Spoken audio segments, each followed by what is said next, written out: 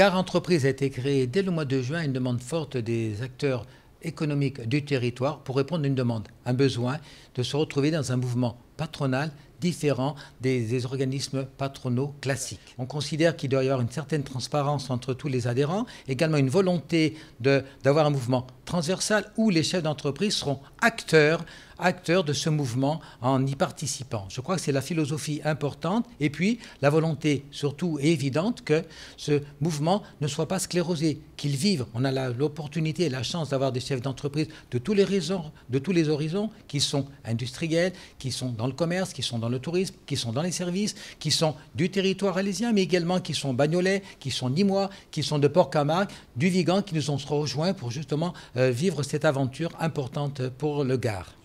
Nous étions près de 350 entreprises pour le lancement de Gare Entreprise dès le mois de juin et nous sommes agréablement surpris de constater qu'à ce jour-là, nous avons plus de 150 entreprises qui ont adhéré financièrement à Gare Entreprise et nous sommes rejoints chaque jour par des entreprises qui veulent suivre ce mouvement avec nous et c'est une agréable surprise personnel, forcément, puisque moi j'anime le secteur économique depuis une dizaine d'années. Je l'avais fait à travers un mouvement patronal que j'ai quitté à regret, je dois le dire, mais c'est la vie qui est comme ça et donc on doit avancer et continuer. Ce qui est important, c'est que nous avons des visites d'entreprise. Il est nécessaire de faire savoir sur notre territoire alésien, mais également gardois, quelles sont les entreprises qui sont autour de nous. Pourquoi aller chercher l'expertise plus loin lorsqu'elle est à domicile. Donc ça, c'est l'une des priorités. Ensuite, comme tout mouvement, nous devons informer et sensibiliser les chefs d'entreprise sur les évolutions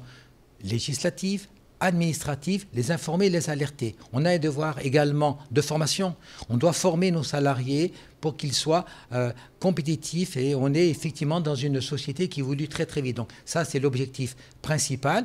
Et puis, effectivement, donc des rendez-vous qui nous permettent aux chefs d'entreprise de se connaître et également de développer, d'échanger leur savoir-faire et de faire du business. Parce qu'on est là aussi pour que le carnet ou de commandes ou le chiffre d'affaires augmente et c'est quand même aussi la priorité pour les chefs d'entreprise. Ils ne viennent pas pour nous, pour nos beaux yeux, ils viennent aussi pour prendre quelque chose.